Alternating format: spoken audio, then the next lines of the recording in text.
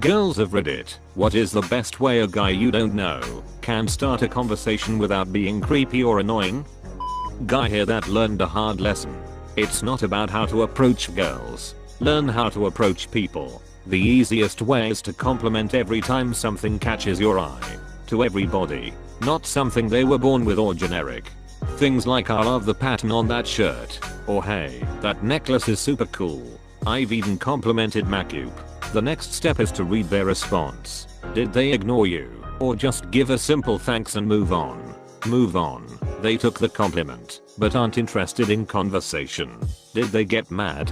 Keep practicing. You picked something they weren't intentionally trying to show you. Did they brighten up and start talking? Carry on. Friend, you nailed it. The idea is simple. They picked the thing you complimented because they thought it looked good. Complimenting that is validating their taste and nothing more, which if done casually is really hard to be creepy or annoying. And as an added bonus, it's assumed you are saying they look good in it. So it's two compliments in one with almost no risk of doing it wrong. It's not about how to approach girls. Learn how to approach people. Cosmic brain level comment. Another important tidbit, once you're dating someone, keep complimenting them. Don't stop because you're already dating, and you don't need to keep chasing them. Older gent told me, never stop treating her like your girlfriend. Every day I act like it's the day I will propose. This was a dude married like 40 plus years. A guy at a bus stop asked me what my favorite snack was. We talked about popcorn for 10 minutes before the bus got there. By the time we boarded the bus, I was really wanting some popcorn and he asked me if I wanted to go see a movie and get some popcorn. Of course I did. That guy was a genius. Girls like snacks. Edit. Since a few people are curious, we dated for 5 months. He was a great man, but we had different goals. I'm sure he's still hanging out in Austin. You can probably run into him at NES First Bar. How did he even establish a 10-minute convo about popcorn? He was a pro. Also, your username checks out here.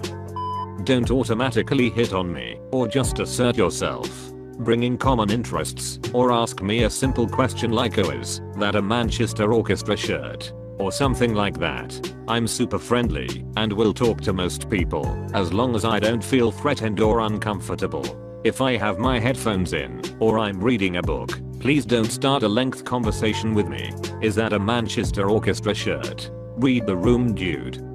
One thing I've noticed is that a lot of guys don't think it's creepy to ask where I live if I'm on / waiting for public transport. If you've just met me and open with that, there's no way I'm telling you any more locally than in the town / city we are already in. I've asked guy friends about it though, and they all seemed genuinely surprised that I thought it was creepy. Have gotten off buses early before because of this, because I felt uncomfortable with a stranger knowing where I live. Don't get me wrong, if we've been chatting, and it's likely we chat again then it's okay to ask, but not in the first 2 minutes. I once had a cab driver ask what apartment I lived in, so he could come up later. I was terrified for weeks. I live in an apartment and I always have my Lyft driver drop me off in front of the complex. I don't want them knowing which building I'm in. You like jazz? Keep an eye open for signs of wanting to be left alone, like wearing headphones or reading a book. Edit. Okay, so 7k upvotes and an inbox telling me I'm trash and wrong. Okay, Reddit.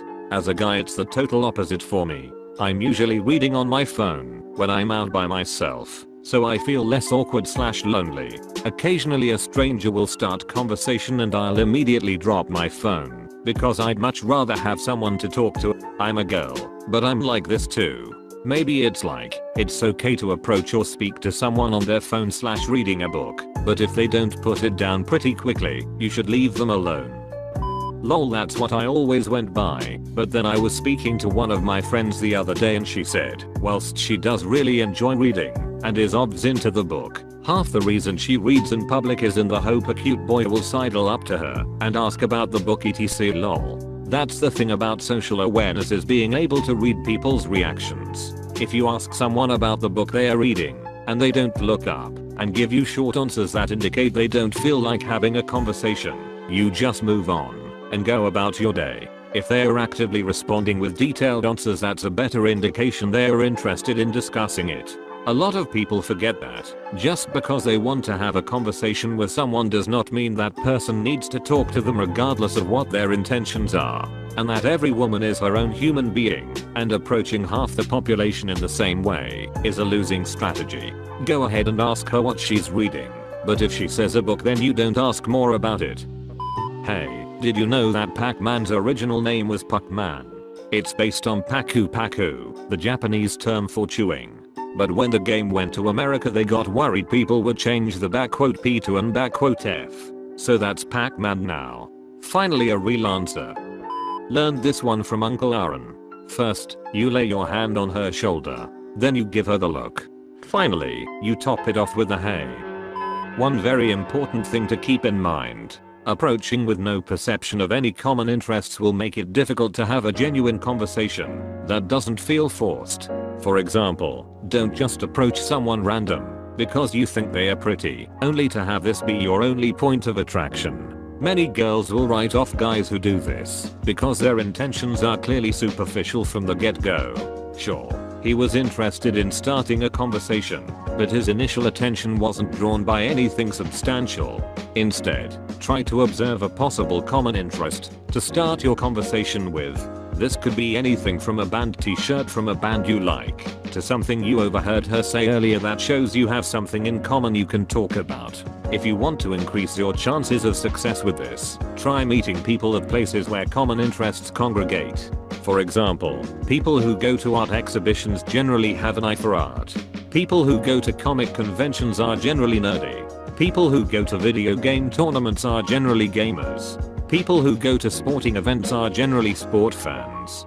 This automatically gives you something to talk about, or a small base on which to build a more stable conversation. If you want to further avoid being creepy or annoying, don't go into it with a flirting mindset. Girls know that guys who flirt with them before even knowing who they are tend to be shallow men with superficial motivations. Get to know someone based on conversation first. If that conversation goes really well, and you feel like you're hitting it off, and you've guessed that they're single, playfulness and mild flirting isn't out of the question. Tips for the nervous and socially awkward. Don't push yourself to get to know people who aren't reciprocating your conversational attempts, or who seem disinterested. It's usually not a reflection on you, it's a reflection of you both. The other person may just not be interested at the time, or may not share your enthusiasm for the topic at hand. That's okay. A simple "it's been nice chatting with you, see you around" will suffice. Don't force yourself to be interested in a person for the sake of conversation. Try expressing your interest in something within the environment, and then bring the person into that conversation. Examples: art at a museum, cheer stunts at a sport event, video game demos at a convention, pool game at the bar. There's always something in the environment that they may already be engaged with. This is a good chance to talk to someone. It puts a lot less pressure on a stranger when they feel like your mutual interest in something else is a reason to continue the conversation, not your interest in them. This also takes pressure off of you because you can direct get to know you questions at them, or you can talk about the thing in front of you both. If you get rejected or have a disinterested reaction at any point, remember that this is a reflection of your compatibility with that person, not all people. Hey, wanna see pictures of my cat? Would definitely work on me. I like your shirt. I don't get the reference, but it looks cool. Boom, opens dialogue and her interest in what she's interested in. It's solid green. What are you, an idiot?